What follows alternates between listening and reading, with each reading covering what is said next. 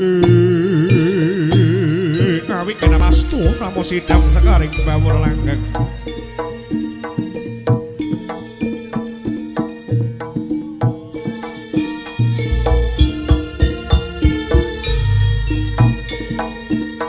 Isan memuji dumateng Gusti Kang Maha Rasa para wadilan pusana mugi tinebih saking Ilahi. Jaya Wijayanti kalis dereng sampikala tinebih no saking Sengko.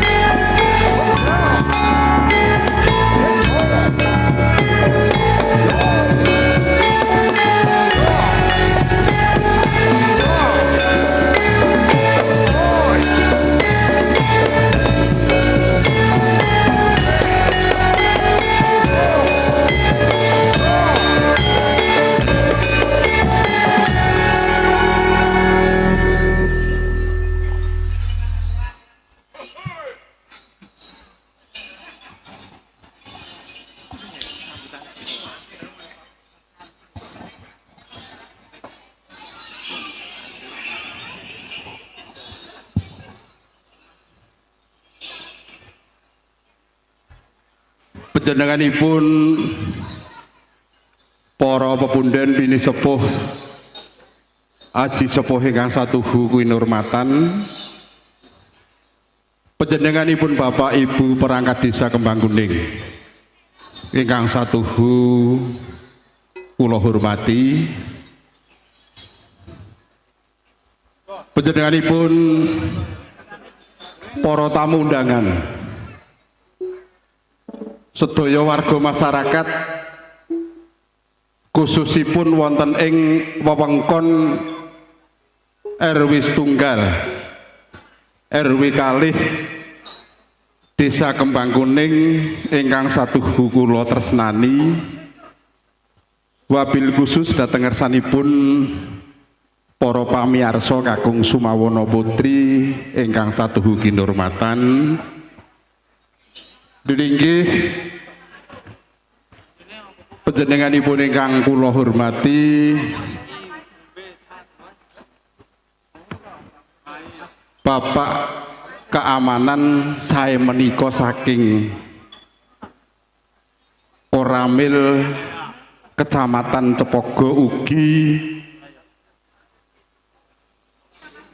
saking Kapolsek utawi ingkang mewakili ingkang wanci menika sampun saestu kepareng pinarak lenggah. Bismillahirrahmanirrahim. Assalamualaikum warahmatullahi wabarakatuh. Kanthi sedaya sih peparingipun Gusti keagungan ketentreman, mugi saestu kajiwa kasalira dhateng ngersanipun para rawuh,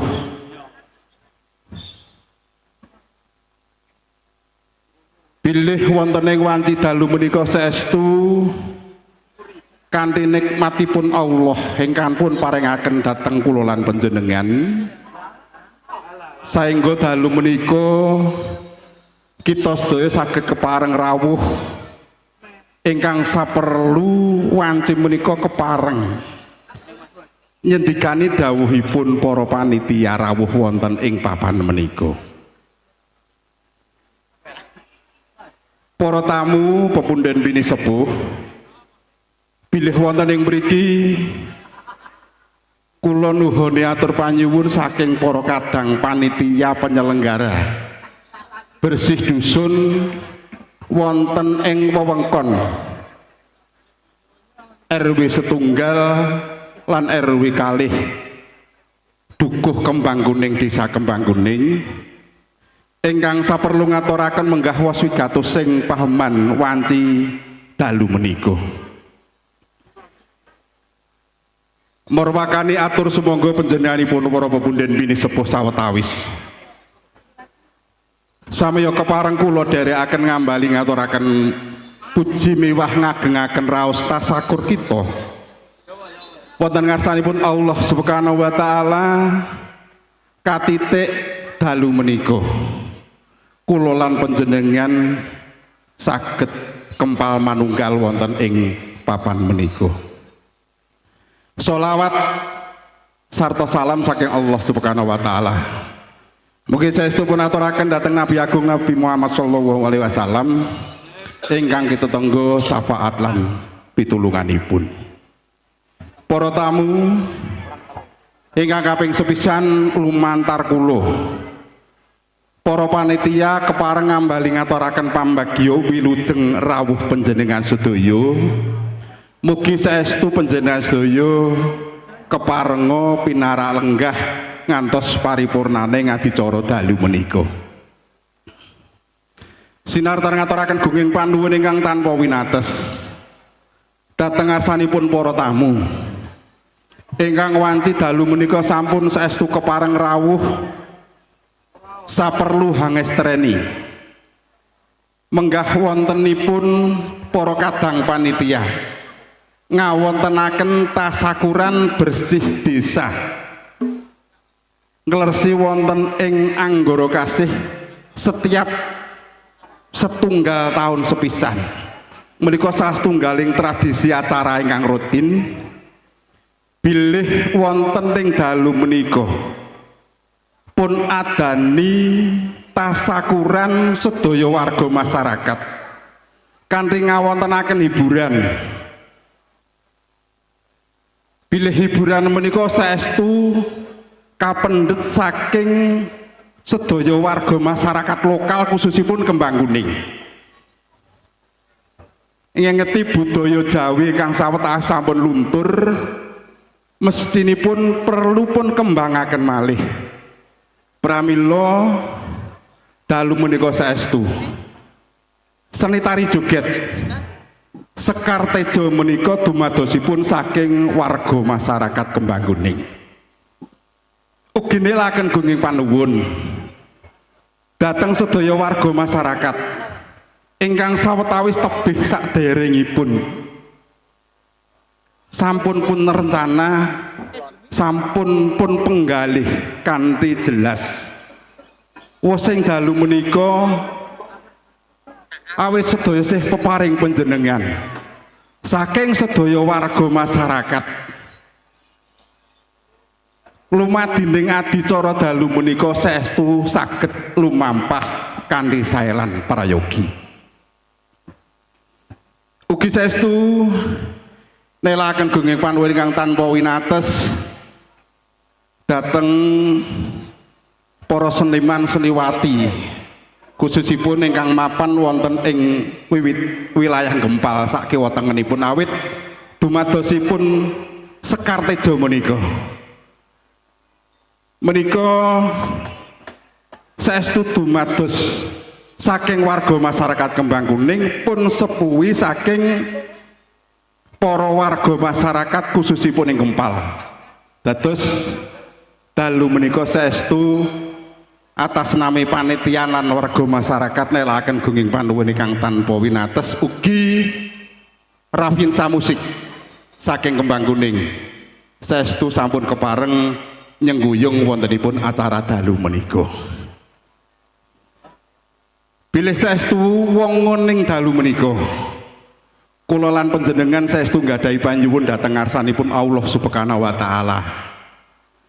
Bilih sakmenika ngawontenaken tasakuran mekaten bersih desa ingkang kawiwitan wiwit kala wengi sampun wonten pergerakan saking masyarakat khususipun wonten ing RW setunggalan kalih kegiatan warga masyarakat kaitanipun kalian bersih lingkungan. Siang wau kawontenaken ades tradisi nggih sedekahan berkenduri. Alhamdulillah kanthi sedekah niat sae kula lan panjenengan mugi saestu warga masyarakat Kembang Kuning pun paringi sehat, pun paringi sedaya kebetahanipun uga kacep-kapaken, pun tebihaken saking godholan rencana, pun caketaken saking kanugrahanipun Gusti Allah Subhanahu wa taala. Kelajenganipun para tamu ugi nelaken gunging panuwun dhateng ingkang sepisan Pak Camat ingkang sampun maringi idi lan wekdal saking Polsek ugi Koramil.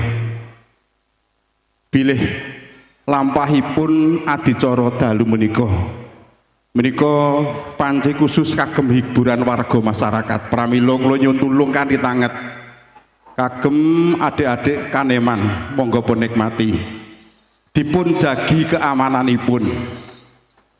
Wis pokoke nek ning Kembang Kuning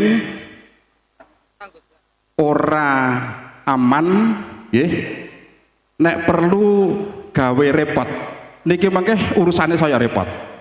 Pramila kula nyuwun tulung hiburan menika saged pun nikmati ingkang sak-saenipun. Liripun tetep aman wontenipun pertunjukan dalu menika. Para tamu pepundhen pini sepuh, bilih para panitia tebih saderengipun anggenipun badhe ngadani adicara tasakuran menika tertentu kathah lepat lan kirangipun. Langkung-langkung generasi penerus sak sampunipun Pak Hadi Marsono sak rencang menika tasih kalebet laring kan enem. Pramila sedaya kirang lepat menika mapanipun wonten wakil, leresipun wonten warga masyarakat. Sedaya lepat nyuwun pangapunten. Sawetawis kula ingkang kepareng piniji matur. Bupilih hatur kula kathah lepat lan kirang. Mugi panjenengan sedaya paring pangapunten. Sugeng dalu, sugeng mirsani wontenipun gelar seni Sekar Tejo. Akhir kalam, assalamualaikum warahmatullahi wabarakatuh. Nuwun.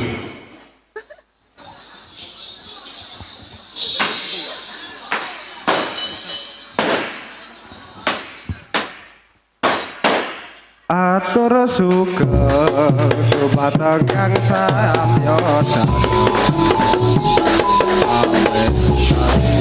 wujud kula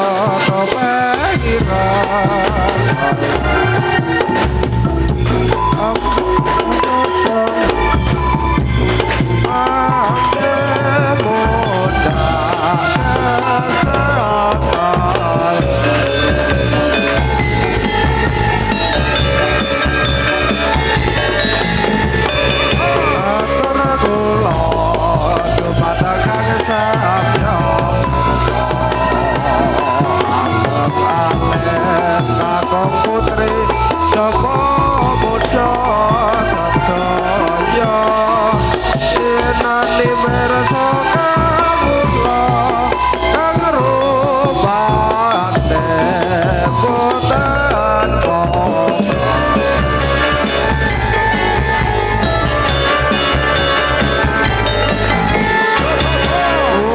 niki laresake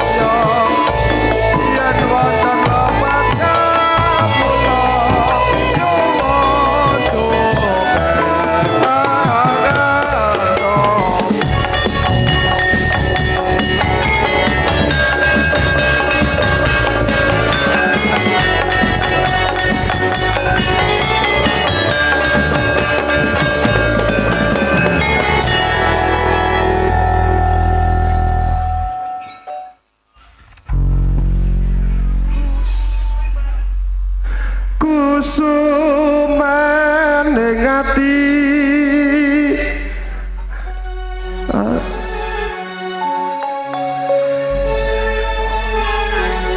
Domong ayu kang tak arek kita bersama Tejo Indonesia.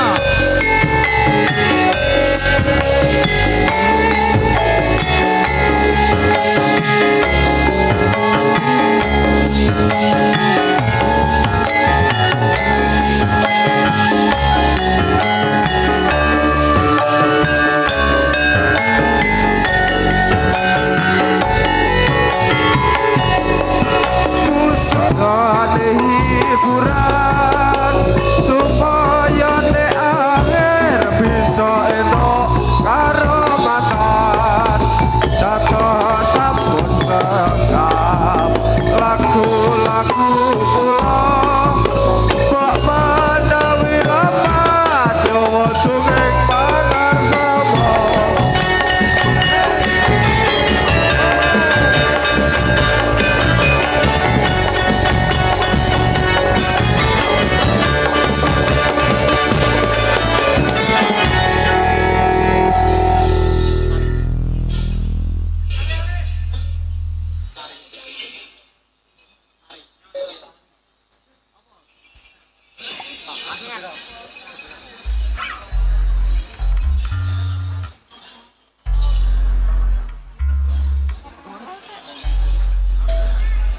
Ra rasa tresno kang sejati mangkiya lestari akidung kembang suci jam semi sajroning ati cahyamu amadangi saratri dadya kembang ati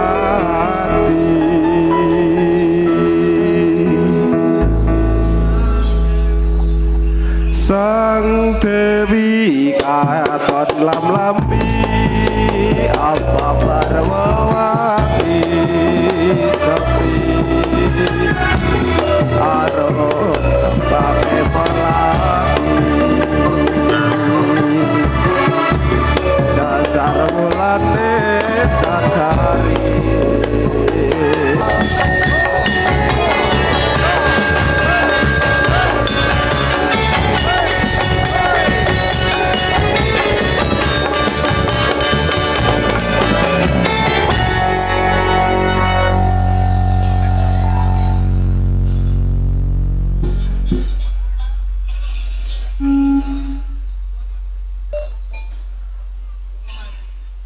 atur para kanca atur pambagya dumateng para rawuh sedaya matur nuwun anggone kawanya wonten ing karameyan punika Gusti Allah ingkang Maha Kuwasa kersa paring widodara atur para putra atur pambagya yuwaning bapak ibu sedaya padha bau pikiran lan tenaga sarta kebantu kelawan jiwa raga Gusti Allah ingkang Maha Kuwasa kersa paring widodara kita sesuwun dumateng pangeran saged nindakake kewajiban derek dawuhing Gusti Pangeran ingkang kasebat dening Al-Qur'an Nabi Muhammad ingkang dados utusan utus dening Pangeran atur para putra atur pambagya yuwaning bapak ibu sedaya padha bau pikiran lan tenaga sarta kalawan jiwa raga Gusti Allah ingkang Maha Kuwasa kersa paring widodara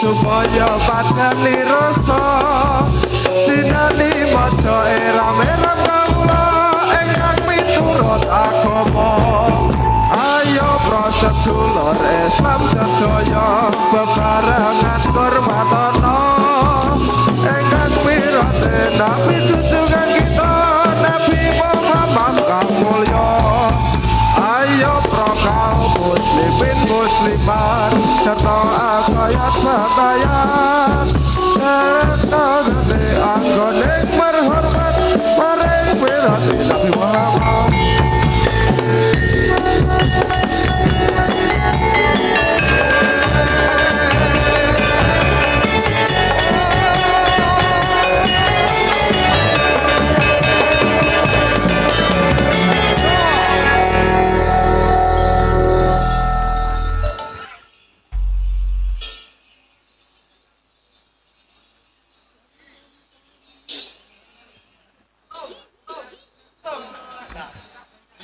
Ayo.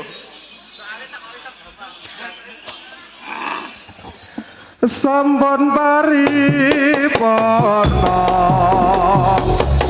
kula paring parisuka pile lepat nyawat kapura nyatawake saking kathah kutha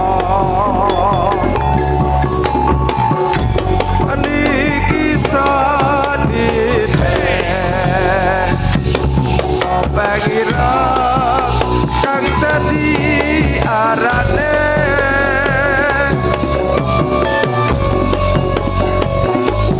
Raja Pura